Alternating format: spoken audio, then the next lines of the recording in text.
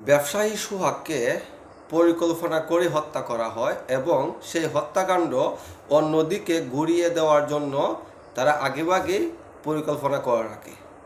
তাদের উদ্দেশ্য ছিল ব্যবসায়ী সোহাগকে চাঁদাবাজ এবং আওয়ামী লীগের কর্মী বলে চালিয়ে দেওয়া।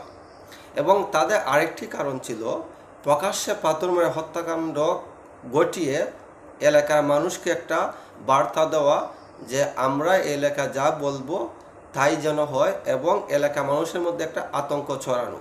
কিন্তু সেই ভিডিও ব্যাপকভাবে ভাইরাল হওয়ার পরে তাদের সেই পরিকল্পনা পুরাপুরি ব্যস্তে চলে যায়, কারণ সেটা অনেক আলোচিত হত্যাকাণ্ড হওয়াতে তাদের সেই পরিকল্পনা মাফিকভাবে আগায়নি, যার জন্য তারা নিজের দুঃস্বীকার করে এবং তারা যে আগেই পরিকল্পনা করে রেখেছিল এবং তাকে আওয়ামী লীগ কর্মী বলে চালিয়ে দেওয়ার যে একটা প্রচেষ্টা ছিল সেটা সম্পূর্ণরূপে ব্যর্থ হয়ে যায়।